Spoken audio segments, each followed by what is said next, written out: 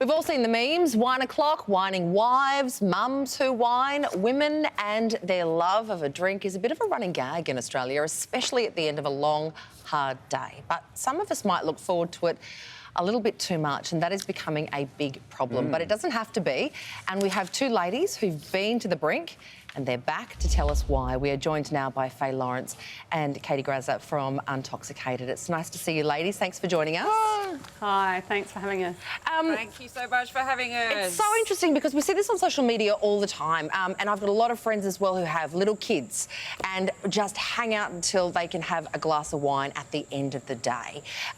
When did you know, Katie, that this was becoming a problem for you? Well, I think the anxiety used to build up around having a drink and certainly recovering from the drink the next day. But it was totally affecting my family life and my kids. And I think that because my ability, if you like, to get intoxicated so very, very quickly, slurring my words, falling down, it was very apparent that I needed to do something about it. Well, you're a yoga teacher. You're in the picture of health. It's hard to believe that you had a drinking problem. Yeah, well, it's interesting because even in health circles, booze is seen very much as a reward for being good all week. It's not unusual to see yoga teachers or personal trainers go out on a weekend and, you know, have a few cocktails and have a few wines to reward themselves. And in fact, it's almost more socially acceptable than having a sugar or a fizzy drink at the end of the week. It's really interesting because in hindsight, really, if you want to get healthy, alcohol was probably the first place that you would start when considering cutting something out. Yeah, I've got to say, I can hear how we can descend into an alcoholic binge, but what was the thing? What actually happened that made the light turn on for you? Well, it's been a long time. I mean, I've been drinking for over 30 years, so I recognised that there were some health implications, like I would feel really, really ill, the hangovers were brutal. But also, I think it was more my family life, my kids and my partner. It was affecting the way I could operate. So, I mean, it's all well and good going out and having a really good night. And, you know, for me, sometimes it would end up in blackouts and wouldn't be so pretty at the end of the night.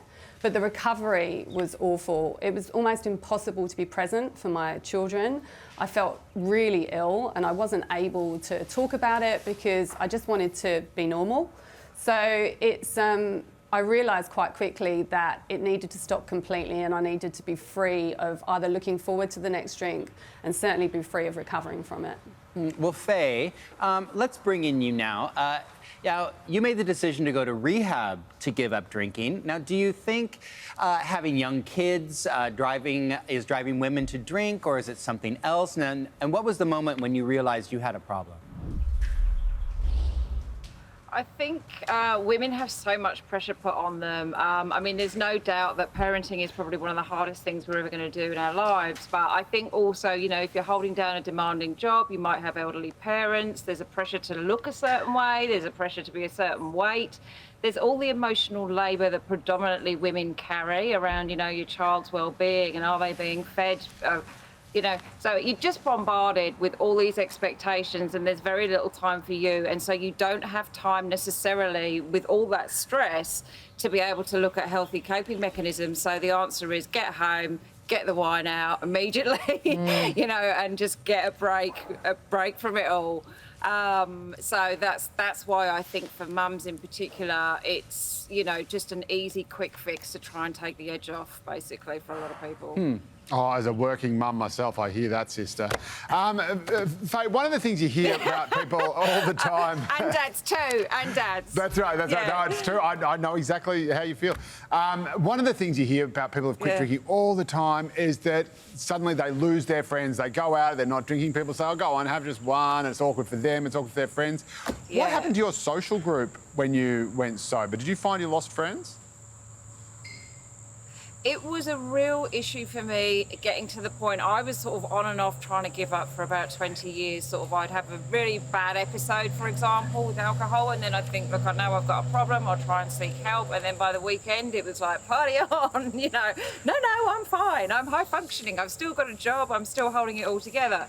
So I think I felt like I was almost disappointing people by not drinking because I was such a social animal. And it was a real concern that, you know, that people wouldn't want to hang out with me anymore if I wasn't drinking. So it got to the point where obviously I just had to put myself first. And then as a result of that, what I did was, and luckily I have managed to keep a lot of my friends, I shifted to different types of activities with those friends because going out for the boozy dinners and the bar hopping and all the rest of it wasn't an option anymore. So I shifted to sort of things like coffees, lunches, movies with those friends. So I've still been lucky enough to maintain most of those friendships. But on a Friday and Saturday evening, I wanted to have a group of people that were removed alcohol from the equation that I could hang out with. And so that's what I created with Untoxicated. Wow. I think this may say a lot about our attitude to alcohol in this country. Katie, is it true that you found it easier to tell your yoga students that you were hungover than sober? Yeah, not just my yoga students, just my circle in general, my friends at work, my friends socially, even sometimes my kids. I'd have to confess that I was a little dusty and I didn't really want to tell anybody that I'd stopped drinking because it was almost acknowledging that I'd failed to drink responsibly. And I mean, just if you look at even the segments leading up to this segment, there was references to alcohol probably about 20 or 30 times. And it's so normalised in our society, and it's always assumed that everybody turns to wine or cocktails or spirits just to get through or reward themselves, that it's actually much easier to say to people that you drink and you feel a little bit dusty than it is to say to people that you've stopped drinking and that you've acknowledged that your life is better without it. Well, Faye's group is called Untoxicated, and you can find out more about it by heading to untoxicated.com.au. Katie and Faye, this is such a good idea. I think quietly a lot of women really struggle with this, and I think it's really good advice for a lot of people. So thank you so much for joining us and sharing your stories. Come and join our gang. Thank you. Your girl gang. Thank you. Our pleasure. Yeah, come and join. All right, thanks so much.